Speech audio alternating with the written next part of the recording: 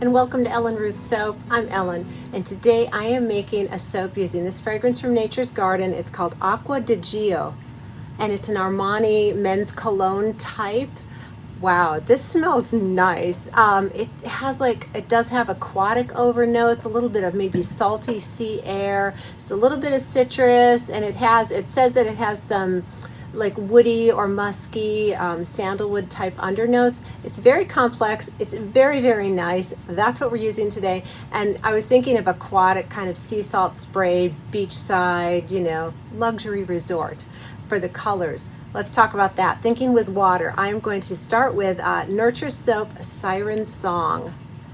And is that gorgeous? So that. And then I'm also going to use Brambleberry's Aqua Pearl Mica together. Look at that. And then I'm going to put a little swirl of my Bell Bottom Blue, just because I thought the three of these together would make a very aquatic looking swirl in this soap. I just want it to look just kind of oceany, spa-like is what I'm going for. I think I will do an aloe vera soap today. I was thinking, do I want to do coconut milk or aloe vera with this? And the aquatic notes, aloe vera seemed to speak to me. So we're doing aloe. That's what we're doing. I'm not sure what I'm going to do on top yet. It'll come to me when we get there. Probably just a scoopy top, maybe to represent some ocean waves. I don't know.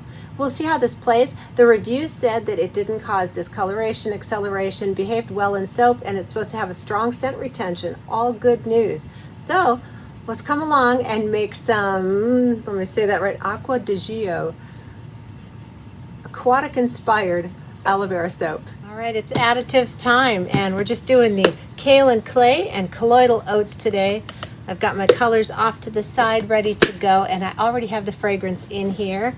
I'm just trusting the good reviews on that. Bit of a risk taker. So let me get this blended in, and then we'll get moving forward with our aloe vera lye solution.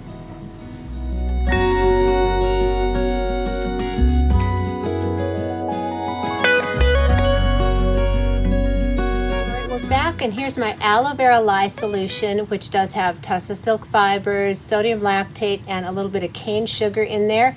Cane sugar is a lather booster. I get asked a lot, what does the sugar do? It actually creates lather, and it's a booster to the lather and the oils, so that's why I like to add it in there. It makes a wonderful bubbly lather. So let's get that in here. Since I have the fragrance in here, and I have not used this fragrance before, and it's a little dangerous of me to do that, not dangerous, but risky, I'm going to hand stir this to emulsion, and then we'll split off our colors. And then I can stick blend as needed and all of that after I get my colors split off. And adding it to the oils is a risk. I have had it bite me a couple of times where I have had a fragrance that had great reviews, and I put it in the oils, and it was not a fun thing. So I don't know, maybe I'm a glutton for punishment. Why do I continue to do it? I get lazy, that's why. It's just so easy to do that. And actually a few times when I have had the fragrance off to the side to add to the colors after I've mixed them, I've forgotten and accidentally created a unscented soap. So that's not the end of the world, but when I'm able to, I like to throw in my oils just because then I don't have to think about it anymore. But anyway, do as I say and not as I do, and this is risky what I'm doing. But anyway, it's stirring together very nice. I have emulsion. Here's the beautiful colors, and I will just stir this in each one, and then we'll grab the stick blender and get them all blended up. And I think I'm going to do a hanger swirl today if everything's behaving.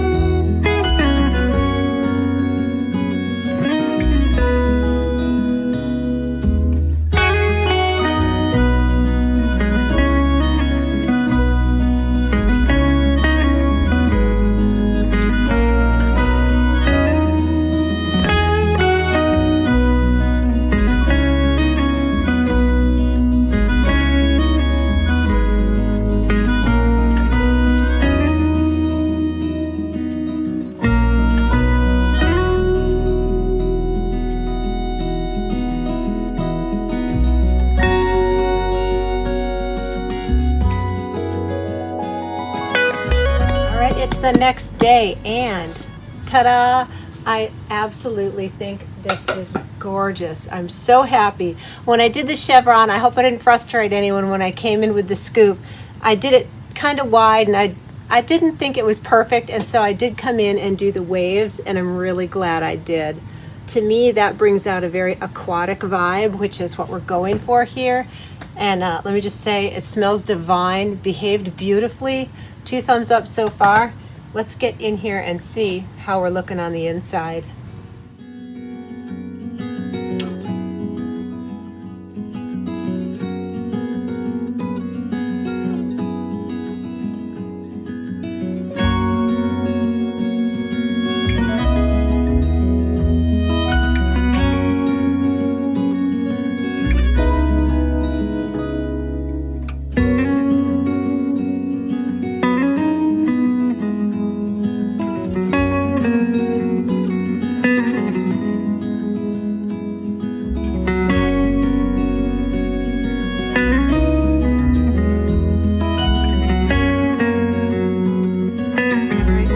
With the lovely Olga, and the soap kind of matches her, doesn't it?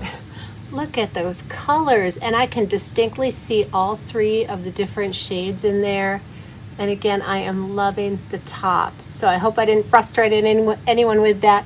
I know sometimes it's kind of like watching a sport on TV. You're like, no, don't do that, and I can't hear you, but I love how it came out. So keeping the faith here, I think it looks great. And this smells fantastic. It is kind of a cologne-y smell, but a really good one. Oh my goodness. So swirly and pretty. Oh, these colors are really speaking to me. Loving it. So pretty. And this definitely, to me, this feels very watery, aquatic, sort of, I don't know, beachside, maybe Bora Bora, right? It's a little cabana out in the water with those long sidewalks that go out there, right? Doesn't that sound nice? Who wants to join me? Let's go. Oh my goodness, this is so nice. So I wanted to talk about the name Acqua di Gio, which is a type or a dupe. And anytime you have the name of a fragrance that's a dupe or a type of a name brand, you need to make sure that there's not a trademark on it if you're going to use that name. Trademarks are very, sticky business. For instance, my fragrance Loving Spell from Nature's Garden is Love Spell type. It's a dupe, and that is a trademarked name. I also ran into that with coconut lime verbena, and the way Nature's Garden got around that trademark is they spelled verbena with a double A, so it was spelled verbena, and then it's not trademarked. So that's just something to keep in mind when you're naming your products and your soaps. Right, next loaf here, I'm just loving that. It's just making me super happy. So anyway, yeah, more on the trademarking thing. Actually, I used the fragrance coconut lime verbena or verbena, if you want to be copyright specific, and I wasn't thinking, and when I posted on Instagram stories, I spelled verbena correctly with an E, and I had my stories pulled down. Check out those swirls, y'all, on that. So I overstepped on the trademark thing, so please learn from me. That's why they spelled it wrong, and if you can either change the name completely or spell it incorrectly, or you can do an asterisk and write type or dupe next to it, so you're giving credit to the original manufacturer. So for instance, when I use the Loving Spell or Love Spell type, I write type in parentheses, and then I'm not infringing on their trademark. I'm giving a nod to the fact that that is somebody else's trademarked name.